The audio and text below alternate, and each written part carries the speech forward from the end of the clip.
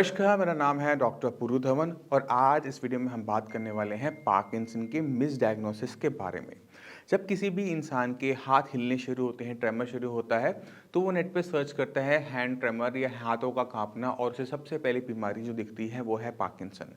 Patient घबरा जाता है, पेशेंट को लगता है कि उसको पार्किंसन है। बट हर किसी के जिसके हाथ कांपते हैं उसे पार्किंसन होना ज़रूरी नहीं होता। हो सकता है उसे कोई बीमारी ही ना हो सकता है उसे कोई और बीमारी हो। तो ये जो मिसडायग्नोसिस बन जाता है हाथ पैर के कांपने से, उसको हमें समझना पड़ेगा। इस टॉपिक पे हम इसलिए बात कर रहे हैं क्योंकि पिछले 2 दिन के अंदर हमें ऐसे 4 ऐसे पेशेंट मिले जिनकी एज 30 से 40 साल के बीच में थी। उनके हाथ सिर्फ कांपते थे और कहीं पर भी कंपन नहीं थी। सारे के सारे पेशेंट रिलेटिवली यंग थे। अब जब मैंने उनसे बात की तो मैंने उनसे फाइंडिंग मिली कि वो जो पेशेंट हैं कुछ ऐसा कर रहे हैं जो आप सभी ने नहीं करना। तो शुरुआत करते हैं सबसे पहले केस को लेकर। उस केस के अंदर क्या था कि पेशेंट का काम क्या था कि उसने कपड़े पे रंग चढ़ाना होता है। तो उनके पास बहुत बड़ी कढ़ाई होती है, फैक्ट्री में काम करते हैं, बहुत बड़ी कढ़ाई होती है जिसके अंदर बहुत बड़ा कपड़ा वो डालते हैं और उसको वो बार बार हिलाते रहते हैं। अब पूरा दिन वो अपने हाथ से काम कर रहा है, बहुत फिजिकल एक्सरसाइज है ना। अब वो 8 घंटे यही काम करता है, ओवर शिफ्ट भी करता है, वो उसकी शिफ्ट बढ़कर वो 10 घंटे की हो जाती है।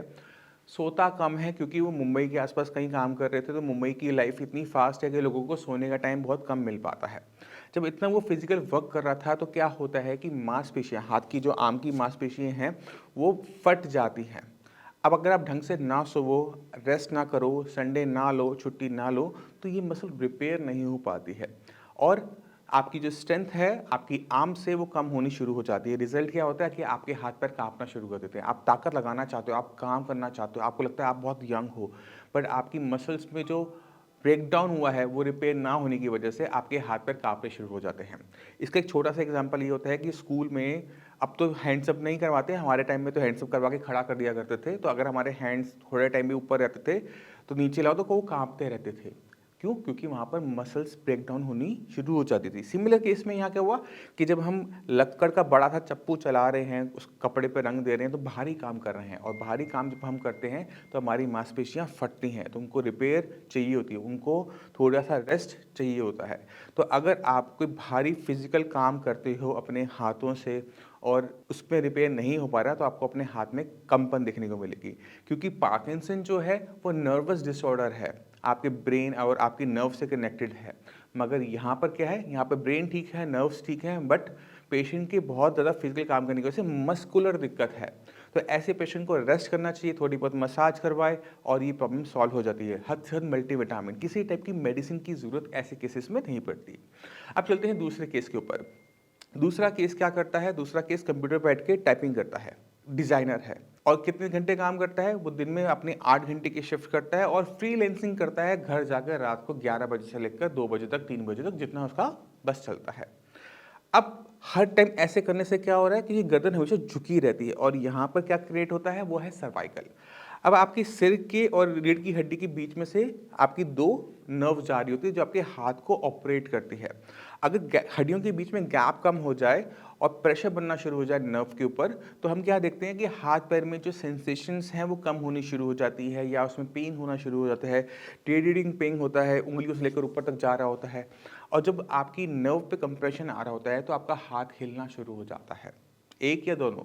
अब पेशेंट कहता है मैं तो 28 साल से काम कर रहा हूँ, मैं तो जब 28 का तब से काम कर रहा हूँ, आज मैं 36 का हो गया हूँ, मैंने तो कभी रेस्ट नहीं लिया, मैं तो रोज़ रात को 4 घंटे ही सोता हूँ और मैं कोई छुट्टी नहीं ले रहा। तो ऐसे केसेस के अंदर भी हमें ट्रेमर्स देखने को मिल सकते हैं क्योंकि हमारी जो नींद है वो प्रॉपर पूरी नहीं हो रही। इसको आराम से समझने का आपको एक छोटा सा एग्जांपल देता हूँ। मान लो कि आप किसी दिन नेटफ्लिक्स देख रहे हो या टीवी देख रहे हो, कोई अच्छी मूवी आ रही है, आपने पूरी रात बैठ के बैक टू बैक मूवीज़ देखी, सुबह आप उठते हो तो आपको क्या महसूस होता है? आपको अपने शरीर में कंपन महसूस होती है, पूरी बॉडी में कंपन महसूस हो रही होती है, पूरी बॉडी में वीकनेस महसूस हो रही होती है, खाना खाने की आपकी इच्छा नहीं कर रही होती। जब तक आप सोते नहीं हो आप नॉर्मलाइज नहीं होते। अब सोचो कि किसी ने यंग एज में ऐसी रूटीन बना ली थी, पर जैसे जैसे उम्र बढ़ रही थी उसकी बॉडी उसका जो साथ थी वो देना कम कर देती है। रिजल्ट क्या होता है कि हमें पार्किंसन जैसे सिम्टम देखने को मिलते हैं कि उसके हाथ काँप रहे हैं, हाथों में दर्द जा रहा है, ट्रेमर आ रहे हैं।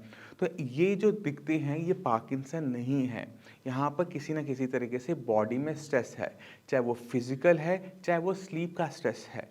ऐसी चीज़ों को हमें इन्हीं चीज़ों से फुलफ़िल करना चाहिए। अगर सर्वाइकल है तो सर्वाइकल का ट्रीटमेंट करना चाहिए। अगर हमें नींद की कमी है, नींद की कमी हम हो रही है तो उसे नींद को पूरा करना चाहिए। अगर आप फिज़िकल काम ज़्यादा कर रहे हो और अपनी बॉडी को रेस्ट नहीं दे रहे तो भी हमें सेम सिम्पटम देखने को मिलते हैं। तो ज़रूरी क्या होता है कि इससे पहले कि आप जंप करो कि मुझे पार्किंसन है, एक बार इवैल्यूएट करो कि आप क्या गलत कर रहे हो अपने साथ। अगर आपको लगता है कि आप कुछ गलत कर रहे हो तो उस पे एक्शन पहले लो। अगर आपकी प्रॉब्लम सॉल्व ना हो तो आप हमें कॉल करो।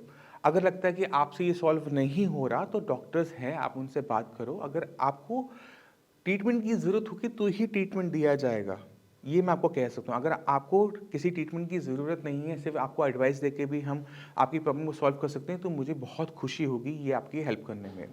तो आपने समझना है कि हर काँपता हुआ हाथ पार्किंसन नहीं होता, उसके पीछे रीज़न और भी हो सकते हैं। 3 रीज़न के बारे में हमने अभी बात करी, इनको आप माइंड में रखो।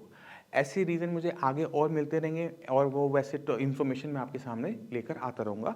आज की इस वीडियो के लिए इतना ही, मिलते हैं अगली वीडियो में, तब तक के लिए नमस्कार।